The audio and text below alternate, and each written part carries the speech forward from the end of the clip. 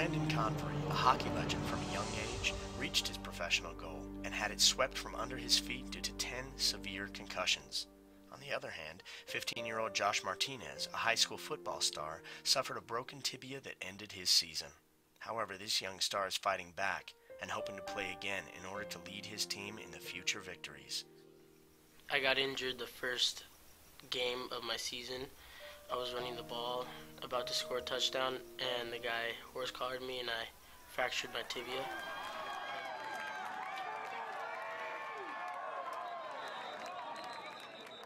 When I saw Josh go down, I kind of waited, and when he stayed down for a long time, I knew something was wrong.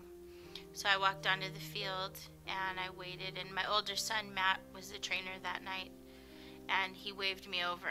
And when he waved me over, I really knew something was wrong. And as soon as I approached Josh and he was crying and saying, help me, Mom," I said, "Get the car, let's go." We took him to the hospital, and everything happened so fast. It was really hard to see my son in that kind of pain. When he horse-collared me, I felt it pop out, and I knew it was bad, but I didn't think it was that bad. And when I got rushed to the hospital, I thought I wouldn't be able to play football anymore. I got really scared. Yeah, there was numerous injuries I faced throughout my career. I had 5 major surgeries, 3 on my shoulder, 2 on my left knee, and then obviously I had some issues with concussions. And I think, if I look back now, I probably had upwards towards 10, 11 concussions, which ultimately caught up to me and I had to retire because of it. So it's something that's part of the game, and with the head thing, it's just something that it's very serious, and sometimes it just stops you from continuing playing, which happened with me. So. Everything happened so fast. It was a blur in both Josh's and Brandon's mind. However, they remembered the pain and the terrifying events that followed the injury.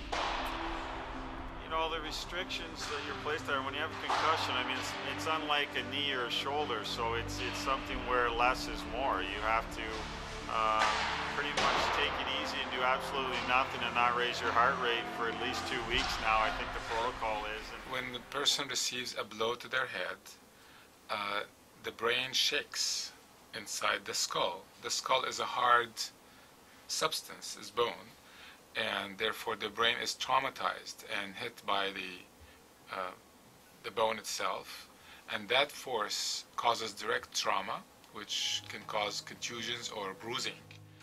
On Saturday night when we first spoke to the doctor, all I kept thinking and praying was, please just let it be a dislocated knee or something that they can fix tonight. But when they came in and said he needed surgery, I was afraid. The pain was just really bad. I just wanted it to end. I felt like it would never end. I needed those pain medications really badly, that's why. And they put me into surgery, which I guess took a couple hours. And just laying there at night and sleeping there was just horrible because my back was killing me, my leg, I couldn't move at all. And then I had to wake up in the middle of the night and asking them for pain medication every single night. Athletes train their whole lives to accomplish their dream of playing professional sports, the same dream they had when they were kids. Josh was pretty much born with a helmet. My oldest son used to play flag football. Josh was 2, and he would strap the flags on and run up and down the sidelines with the team. I'm from a small town in Canada, so it's kind of like everybody plays. My father played, had a pretty long career as well. My brother played as well, so it's just something that comes naturally back home. And it progressed all the way to the NHL, and I was very fortunate. And, now I'm involved in coaching and doing other things like I mentioned, so it was a fun journey.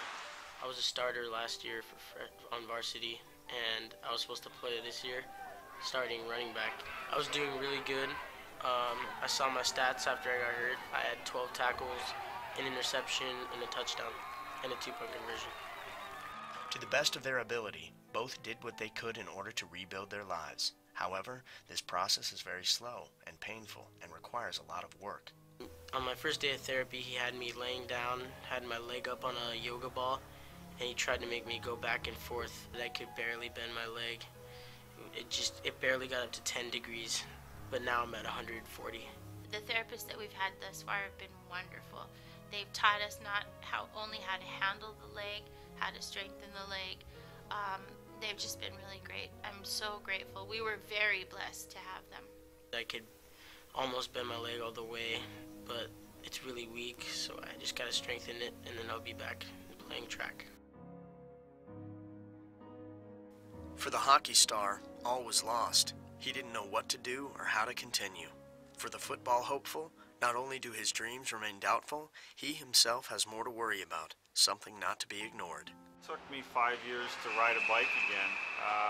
I really couldn't work out or do any physical activity for 5 years, and I think that's what happens over time, the cumulative effect of multiple concussions. It can really do some serious harm, but with the headaches and the sensitivity to light, and even when people were just speaking loud, it was a huge challenge, and something that I'd never want to experience again. So the physical therapist said I had 2 months to get it back to the way it is now, or else it would stay stiff and I wouldn't be able to bend it anymore.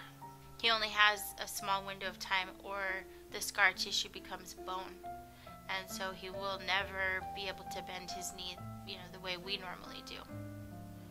I can't jump, I can't run, and I couldn't play the whole season. I can't play any other sports, and it was supposed to be my year.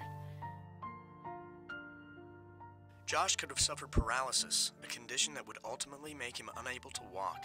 To Brandon, the numerous concussions could have caused terrible brain damage, memory loss, and even death. Their career remains in question. Have I thought about getting back into hockey in some? Well, I feel I am right now with what I'm doing. I mean, coaching and my mentor programs and seminars is my way to give back and to help educate. I mean, I would love to be playing still right now. I still feel I'm young enough I could still be playing if it wasn't for my injury. So, but for now, it is what it is, and I try to make the best of it. We've been very supportive of Josh playing football. It's something he loves to do. He's been doing it forever. But now, I'm not so sure that I want him to go back and play football. I'm pretty nervous about it. Despite the pain and the uncertainties, there is a silver lining. Still one more thing that separates their injuries from complete disaster: perseverance. Yeah, I'm looking forward to playing football again, but I'm still really nervous because there's a chance that I might break it again. But I just gotta get that out of my head and play the game. I'm reminding myself next year I'm gonna play hard and just be a starter. And I'm gonna continue playing football, but it's gonna be really hard for me because of this break. And every time I go in, I'm gonna think that there's a possibility of re-breaking it. Well, you gotta look after them. You gotta look after your body. I mean, as athletes, the body is your temple. A career can be sidetracked or destroyed in an instant. For these two competitors, they have seen the darkest side of reaching their dreams. They have one goal, though: to get better and to get back to the game they love.